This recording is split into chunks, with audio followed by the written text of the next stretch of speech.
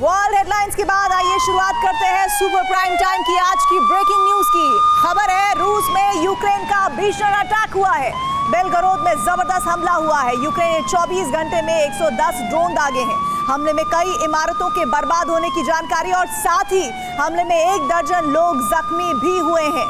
तो इसका सीधा मतलब यह है कि ज़ेलेंस्की सिर्फ यूक्रेन से सटे रूस के प्रांतों को ही नहीं दहला रहे हैं, बल्कि रूस के एनर्जी सेक्टर को पूरी तरह से तबाह करने में जुट गए हैं। ज़ेलेंस्की सेना ने अपने इसी मिशन के तहत रूस के एटमी पावर प्लांट को टारगेट करना शुरू कर दिया है।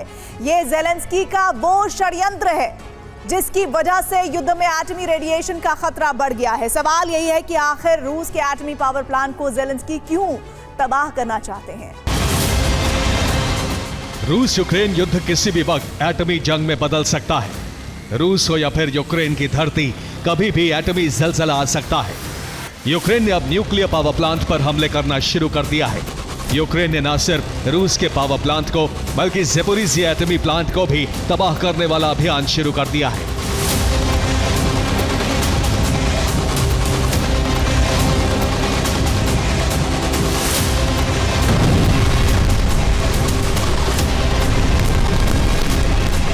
अमेरिका और नेटो की मदद से अब ज़ेलेंस्की ने खतरनाक षड्यंत्र पर काम करना शुरू कर दिया है।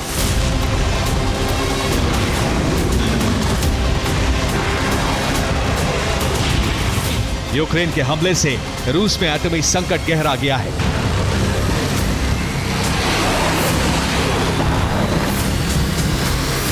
ज़ेलेंस्की सेना ने रूस के न्यूक्लियर पावर प्लांट पर पहली बार इतना बड़ा और सफल हमला कर दिया है।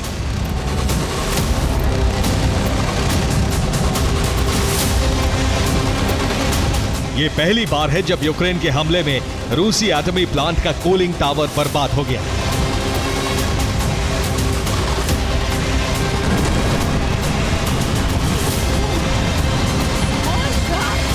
यूक्रेन के इस विस्फोट से रूस में एटमी रेडिएशन का खतरा बढ़ गया है।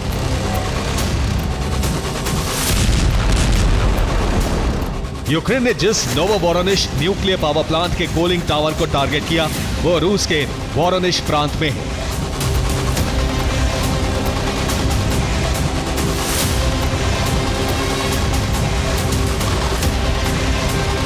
हैरानी की बात यह है कि रूस के एयर डिफेंस सिस्टम यूक्रेन के इस हमले को रोक नहीं पाए।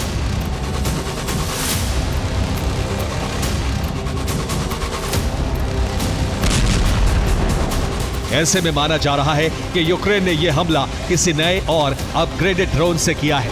ऐसा ड्रोन जो रूसी रडार पर नजर नहीं आया। यूक्रेन के इस हमले के बाद क्रेमलिन के क्रोध का विस्फोट तय माना जा रहा है।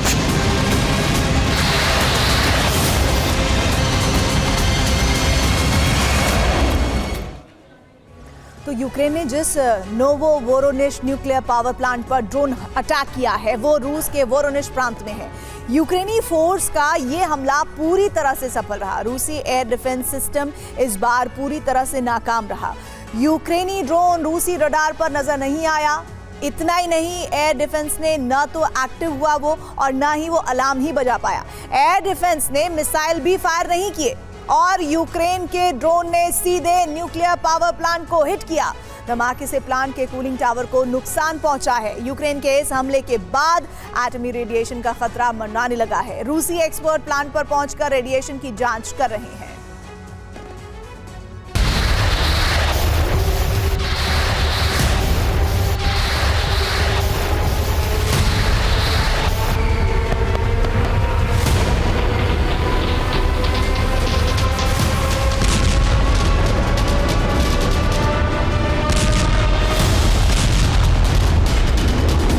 युद्ध में एटमी संकट सिर्फ वोरोनिश न्यूक्लियर प्लांट पर हमले के बाद ही नहीं मंडराया है, बल्कि ज़ेपोरिज़िया प्लांट को लेकर रूस और यूक्रेन में जिस तरह की भीषण जंग हो रही है उससे भी एटमी रेडिएशन का खतरा बढ़ गया है।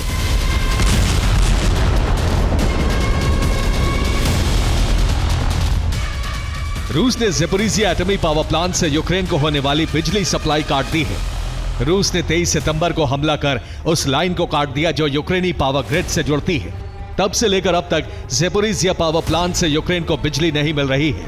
इतना ही नहीं, रिपोर्ट के मुताबिक रूस ने ज़ेपोरिज़िया प्लांट की बिजली को रूसी पावर ग्रिड से जोड़ दिया है। यानी अब ज़ेपोरिज़िया प्लांट की बिजली रूस को सप्लाई हो रही है।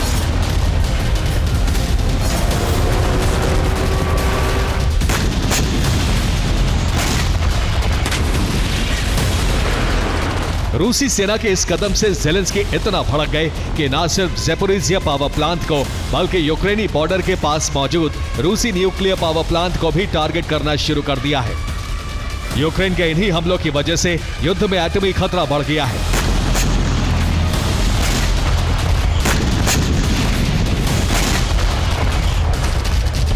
इंटरनेशनल एटॉमिक एनर्जी एजेंसी यानी IAEA को डर है कि अगर हमले की वजह से किसी भी न्यूक्लियर पावर प्लांट की कूलिंग ठप हुई तो रिएक्टर में ब्लास्ट होगा, जिससे यूक्रेन और रूस समेत पूरे यूरोप में एटमी रेडिएशन फैल जाएगा। इतनी बड़ी तबाही होगी जिसकी कल्पना किसी ने भी नहीं की होगी।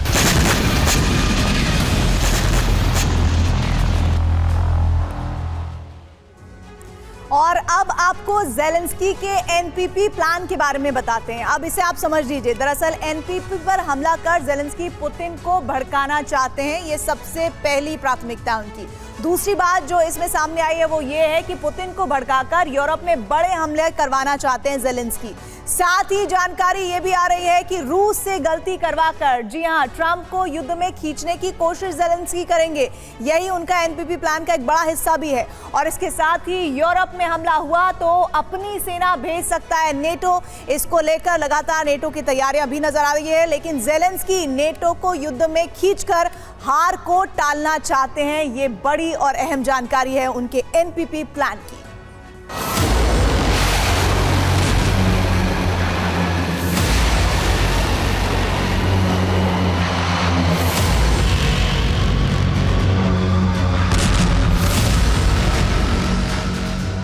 यूक्रेन सिर्फ न्यूक्लियर पावर प्लांट पर ही नहीं बल्कि रूस के कई अहम ठिकानों को भी दहला रहा है।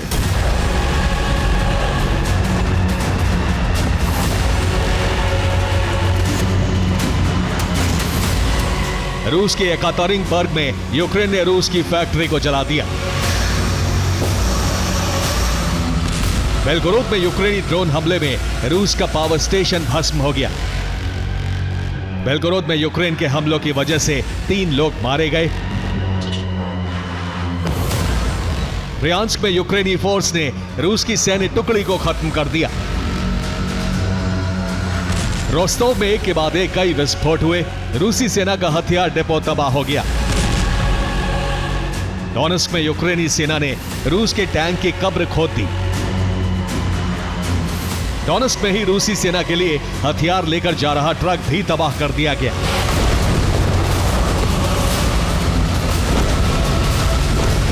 यूक्रेन लगातार रूस के एनर्जी सेक्टर को टारगेट कर रहा है। इससे रूस में तेल उत्पादन की क्षमता कम हो गई है। रूस में तेल की किल्लत हो गई है। इस किल्लत को दूर करने के लिए रूस अब बेलारूस से तेल आयात कर रहा है। यूक्रेन ने अपने स्वदेशी मिसाइल नेपच्यून और मागुरा ड्रोन को न सिर्फ अपग्रेड कर लिया है बल्कि अब इससे हमले भी कर रहा है।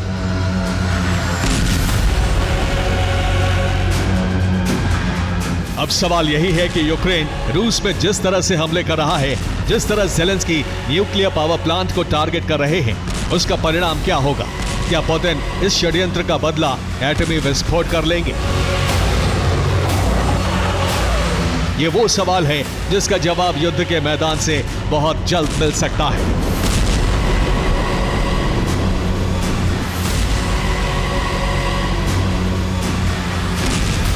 Bureau report, TV9 Bharatvarsh.